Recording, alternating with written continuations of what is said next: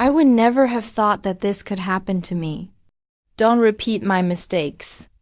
It was one of those damp, gray Saturdays that hang heavy in the air like forgotten laundry. The kind of day that soaks through your skin and makes your bones ache, no matter how many cups of coffee you've had.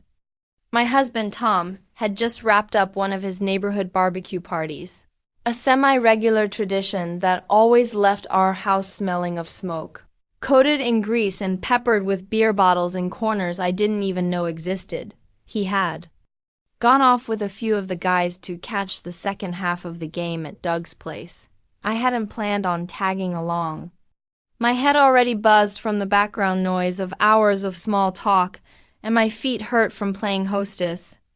So I waved him off with a lazy flick of my wrist, already eyeing the mountain of dishes in the sink and the red Solo cups gathering like weeds on our porch. That's when Greg, his friend, appeared in the doorway with a trash bag in one hand and a half smile on his face. "Need a hand?"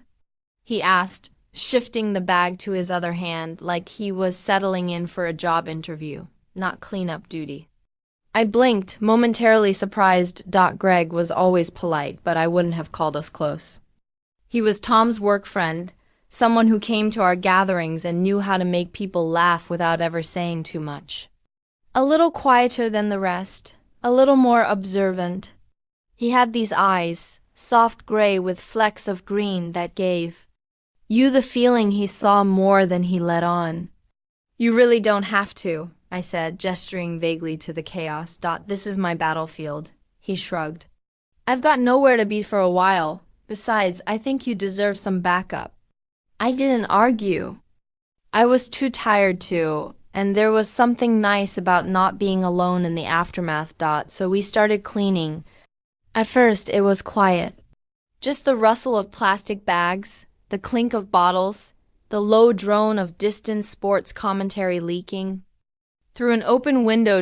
We moved around each other easily, as if some unspoken choreography guided us. He took the kitchen while I attacked the porch.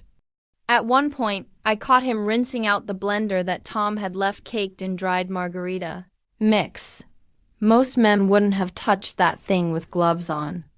"You ever think Tom throws these parties just to get out of the cleanup?"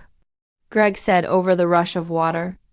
ISM or TED. If he could outsource breathing, he probably would. Greg chuckled, and for a moment I saw something soften in his posture, like maybe he understood more about my life than I realized. As we worked, the air shifted, not dramatically, nothing you could point to. Just an awareness. I noticed the way Greg's sleeves were rolled up to his elbows, how his forearms were dusted with dark hair, and how his fingers moved with a kind of quiet precision. He noticed the way I rubbed my neck when I was tired and asked if I wanted some water. He noticed a lot, actually. At some point, we ended up in the living room together. I was gathering stray napkins and coasters. He was wiping down the coffee table. We both reached for the same half-full glass at once, and our hands brushed. A flash of warmth, like a live wire, zipped up my arm.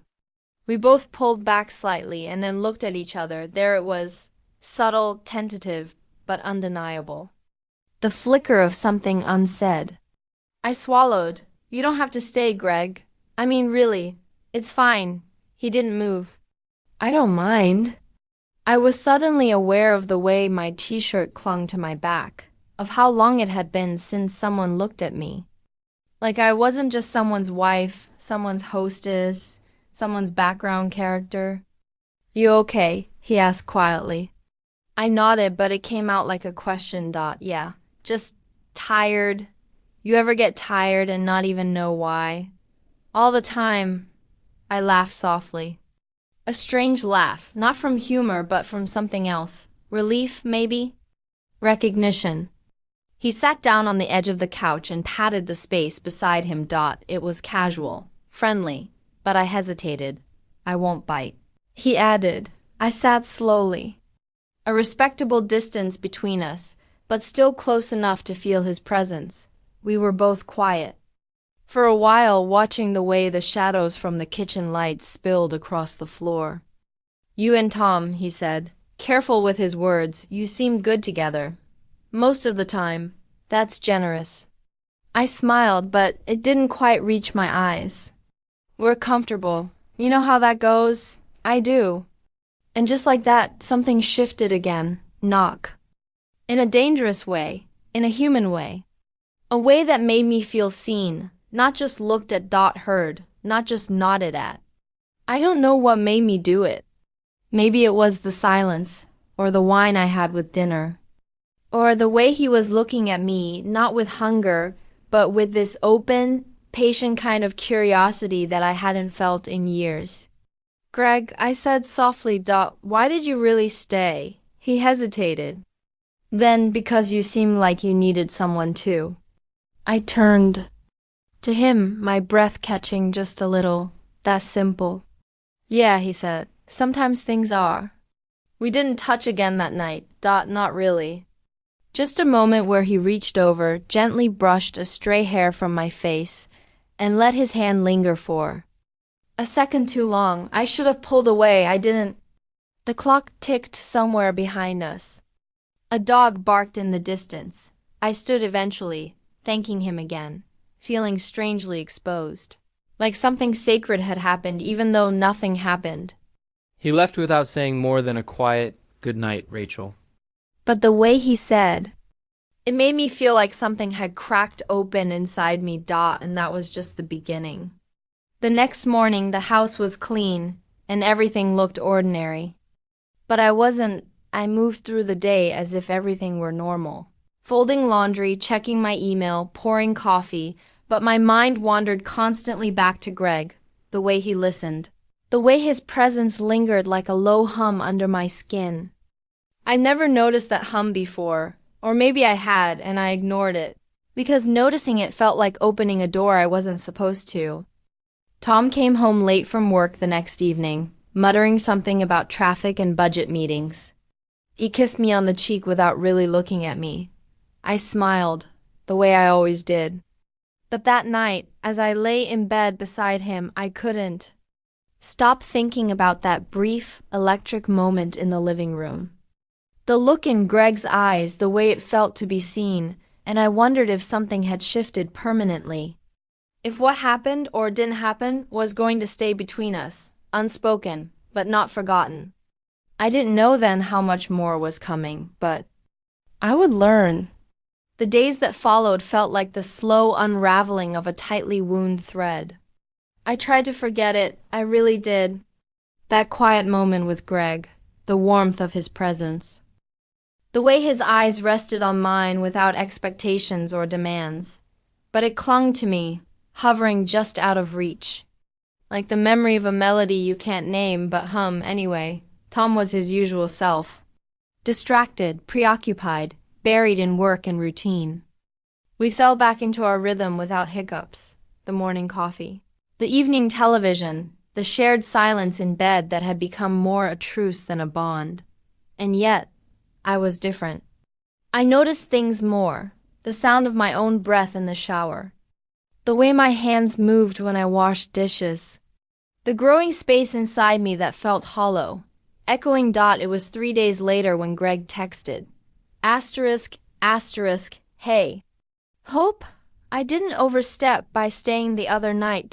Just wanted to say it was good to talk. Asterisk, asterisk.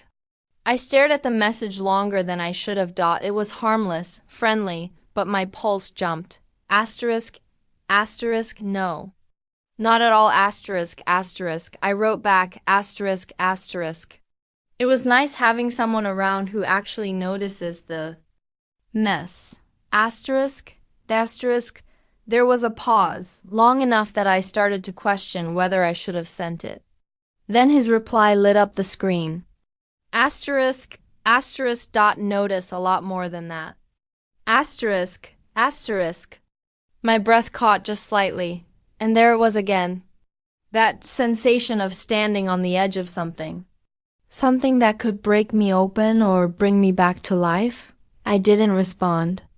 Not right away. Instead, I closed my phone and set it face down on the counter.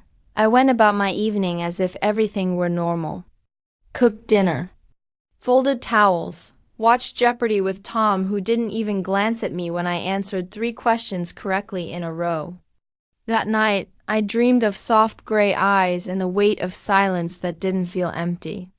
The next time I saw Greg, it was almost accidental, or so I told myself.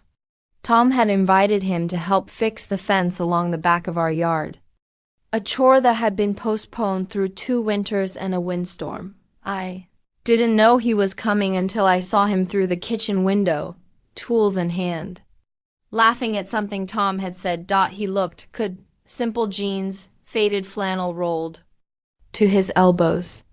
His hair was tousled and his hands were already dusty from the work. He looked up at the window and caught my gaze before I could look away, and he smiled. Later, while the men took a break on the porch, I brought out lemonade. It was automatic, polite, but when I handed Greg his glass, our fingers touched again.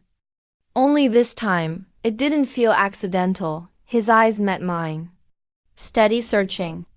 "Thanks," he said, his voice low. Tom groaned as he stood. "Back to it. This fence won't build itself." Greg glanced at me for just a second longer than necessary before following. That evening, after the tools were put away and Tom had fallen asleep in front of the TV, I found myself on the back porch alone. The air was heavy with honeysuckle and cut grass. The fence looked good. Sturdy, clean lines, like something meaningful had been done. My phone buzzed. Asterisk, you looked beautiful today. Even covered in flour. Asterisk, I blinked. Flour? And then I remembered while they were outside, I had been baking banana bread, trying to stay busy.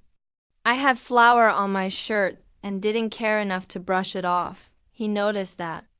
I stared at the message, unsure what to say. Every part of me wanted to lean into the warmth of his words, to admit how deeply they touched something in me I thought had been buried. But I also felt guilty. Not guilty like I'd done something wrong, nothing had happened. But guilty in that aching, unshakable way of knowing your heart has wandered somewhere it shouldn't. That night, I sat on the edge of the bathtub, staring at my reflection in the mirror. I wasn't young anymore. The lines around my eyes had deepened. My skin had lost some of its shine. My hair had streaks of silver that I no longer bothered to hide. But for the first time in years, I looked closely.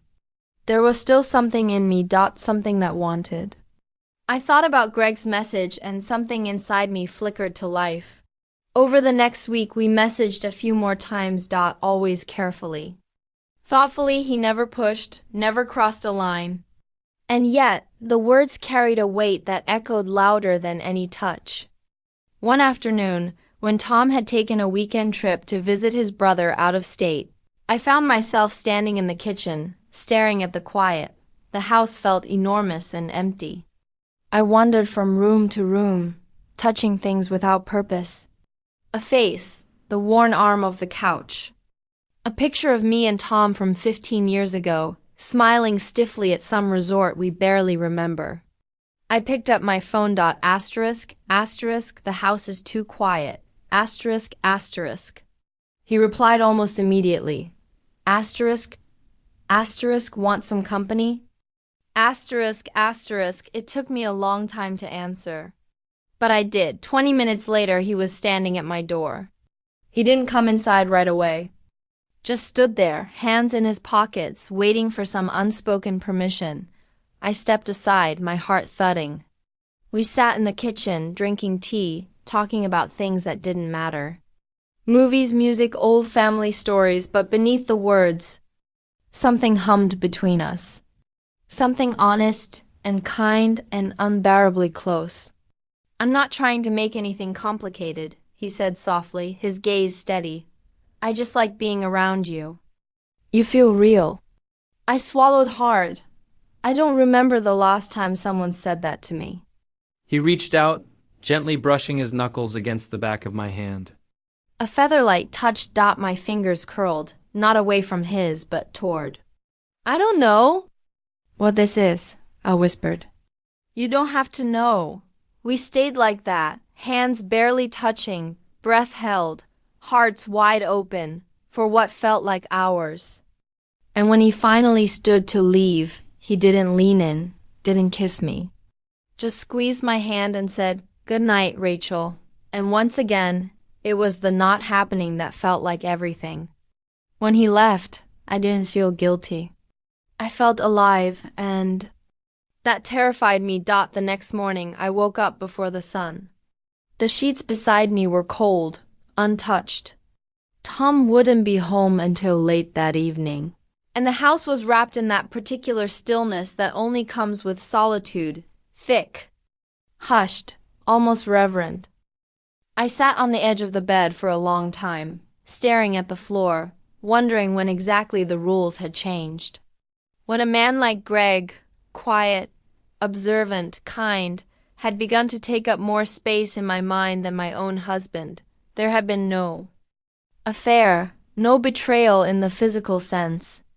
But something had shifted. A thread had come loose in the fabric of my life, and I had tugged on it without even realizing. And now everything felt slightly askew, like a painting hung just a little off-center. I busied myself through the morning, laundry, vacuuming, reorganizing the spice rack. Anything to keep my hands moving, but Greg stayed in my thoughts like a whisper I couldn't quiet.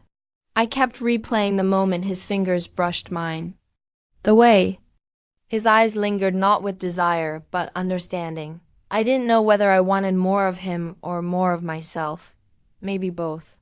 Around noon, my phone buzzed, asterisk, asterisk, thinking about you. Hope today's kind to you.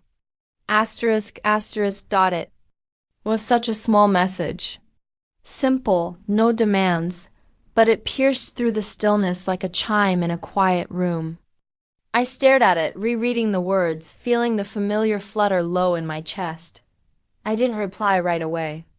I went out into the garden instead, somewhere Tom rarely spent any time. It had become mine over the years, my little patch of peace. Even if most of the flowers were past bloom, I sat on the bench under the old oak tree, foam in hand, heart thudding. Asterisk, asterisk, thinking about you too. Asterisk, asterisk, I finally wrote, asterisk, asterisk. Wish I understood what this is. Asterisk, asterisk, a moment later. Asterisk, asterisk, maybe you don't have to understand it. Maybe it is asterisk, asterisk, and somehow that settled something in me. The next time we saw each other, it was after Tom had returned. Things between Greg and me had grown quieter again, less messaging, more space. We hadn't said anything about seeing each other, but I knew eventually it would happen. Our town wasn't big, and our circles overlapped more than I cared to admit. It was a week later at another neighbor's cookout. Greg arrived late. I saw him before he saw me, standing at the edge of the lawn, holding a drink, laughing politely at something someone said. But as soon as he glanced toward the patio where I stood, his eyes found mine like it was the most natural thing in the world. And again, that hush fell over everything. We didn't speak right away, not with people around. Not with Tom nearby, distracted by the grill and a half-empty beer. But Greg found his way near me eventually, passing by with a plate of food, standing beside me as we both watched someone's kid try to catch fireflies. I wasn't sure I'd see you here, he said under his breath. I smiled, not looking at him. Same. His voice was so low no one could have heard, not even 2 feet away. I've missed our conversations. So have I. It wasn't a confession? Not quite. But it felt like one. A truth suspended in midair. Later that evening, as dusk fell and the party began to dissolve, I went to the side of the house to get away from the noise for a moment. I needed air, quiet, a place to breathe. I didn't expect Greg to follow. He stepped out from the corner like he'd known I'd be there. I just needed a break, I said quickly, trying to sound casual. He nodded. Me too. There was a pause. You look distracted tonight, he said. I turned to face him. It's hard not to be. The cicadas buzzed somewhere in the distance. A soft breeze rustled the leaves above us. I don't want to make your life complicated. He said, you need to know that. I know, but I can't pretend you're just someone's wife to me anymore. My breath caught. I don't even know what I am right now, I whispered. I feel like I'm waking up after being asleep for years. He stepped closer, still careful, still respectful. Then maybe you just need to take your time waking up. No rush, no expectations. Just honesty. And then, in the quiet of that evening, he reached out and gently took my hand, not possessively, not even romantically, just as a tether, a promise. I didn't pull away. For a long while, we stood like that, side by side, not saying a word. And it felt more intimate than anything I'd experienced in years. That night, I didn't sleep much. Tom snored softly beside me, unaware. My mind was alive, racing with questions and possibilities. I knew I was standing on a fault line, that one wrong step could break everything open. But I also knew I couldn't go back to the way things were. Not fully. Greg had awakened something in me. Not just desire, but presence, attention. Care. And the more I tried to deny it, the more I felt like I was denying the parts of myself I had forgotten even existed.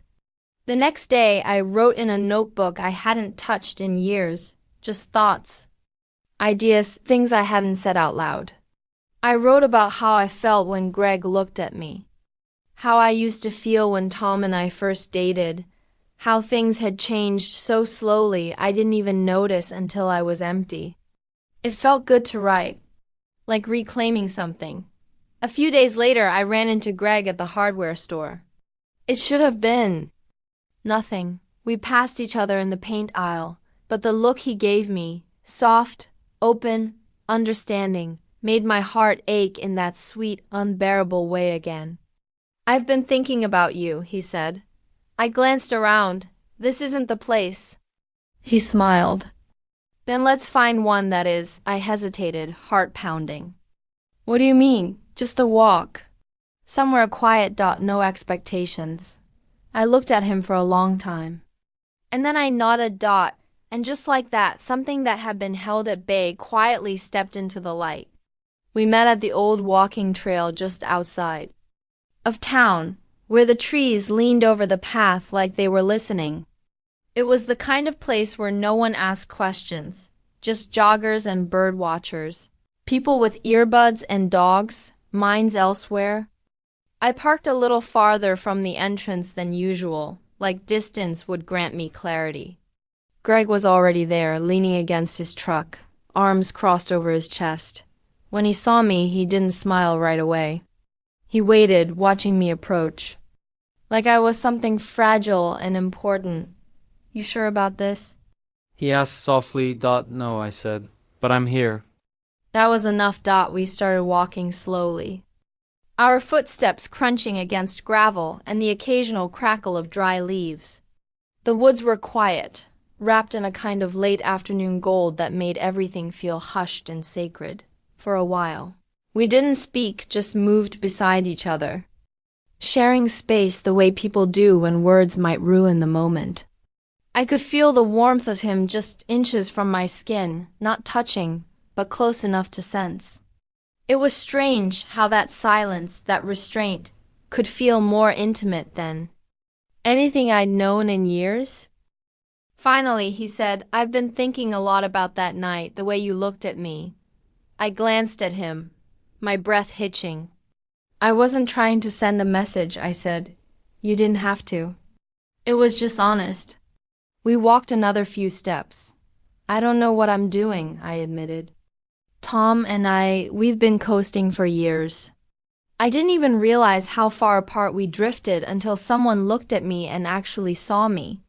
He stopped walking then, turned to me. I see you, Rachel. His voice cracked slightly, like it cost him something to say. I felt a burn in my throat, something tight and hot rising behind my eyes. I blinked it away. Greg, I can't give you promises. I can't walk away from a marriage just because I feel something unexpected. I'm not asking you to. His voice was steady, sure. I'm not here to take something from you. I care about you. And I want you to feel like you have a choice in your own life. That's all. A breeze picked up, sending a ripple through the trees. I wrapped my arms around myself, suddenly cold despite the sun. You make me feel alive again, I whispered. And that's terrifying. He stepped closer, slowly. His hand found mine, gently lacing our fingers together. I don't want to be a secret, he said. And I won't push you to be someone you're not. But if there's something between us, and I think we both know there is, I'm willing to wait. As long as it takes. Or until you tell me there's nothing here. I didn't answer right away. Instead, I let myself feel the weight of his hand, the warmth of it grounding me. I looked up at him and saw not just a man, but a question, a possibility. A mirror. Eventually, I said, I need time. Then take it, he said. I'll still be here. We walked again, slower this time, side by side. Sometimes his fingers brushed mine. Sometimes they didn't. And that night, when we said goodbye by the side of the trail, he didn't kiss me. He just looked at me like I was someone worth waiting for. I drove home with the windows down, the air cool against my face. The house was quiet when I got there. Tom was in the living room, watching something on TV. He looked up when I came in. Hey, he said, casual. You were out for a while. Yeah, I said, hanging up my coat. Went for a walk. He nodded. You okay? I paused. Yeah, I said, and realized it was true, at least partially. For the first time in years, I felt like I was starting to understand what it meant to be okay. Not perfect. Not certain. Just honest. That night, I sat at the kitchen table with a cup of tea and my notebook. I wrote for a long time, not just about Greg, but about me. About how easy it is to forget yourself in the routine of marriage. About How we become caretakers, schedulers, peacemakers, but rarely women. Rarely full, complicated beings. I didn't write about love. Not yet, but I wrote about clarity. About moments that feel like lanterns in the fog. A week passed. Greg didn't text. I didn't either. It wasn't avoidance. It was space. Necessary hard-earned space. Tom and I had dinner one night, just the two of us. No distractions. I looked at him closely for the first time in a long time. He looked older. Worn down, not unkind, but absent. Like the life we'd built had become a house we lived in separately. Do you ever feel like we lost something? I asked out of nowhere. He looked up from his plate. Sometimes, he said. But I think that's normal. Things fade. You just keep going. Should we have fought harder? I asked. For what? I didn't answer. I didn't know. Later that night, I stood by the window while Tom brushed his teeth. I looked out at the yard, the garden, the fence Greg had helped build. I thought about hands that healed instead of held. About words that offered instead of took. And I realized something important. It wasn't about choosing between two men. It was about choosing myself. 2 days later, I met Greg for coffee. In public, in daylight, nothing secret, nothing shameful. He saw me walk in and stood. Smiled that same soft, slow smile that had undone me from the beginning. You look better, he said. I feel better, I said. Not fixed. Just more awake. He reached for my hand across the table. I want to go slow, I told him. I need to be sure of everything. I'm not going anywhere. And I believed him. That night, I went home and talked to Tom. Really talked. For the first time in years, we didn't fight. We didn't cry. We just told the truth. And the truth was, we'd become strangers who respected each other. But we didn't love each other anymore. Not in a way that held two people together. Not in a way that healed. We agreed to separate kindly, slowly. With care. It wasn't clean, nothing ever is, but it was honest. Months later, Greg and I stood in my garden under the same oak tree where I'd once felt completely alone. Only this time, he was holding my hand. And I wasn't afraid. This wasn't the life I expected. But it was mine now. And for the first time in a long, long time, I was living it.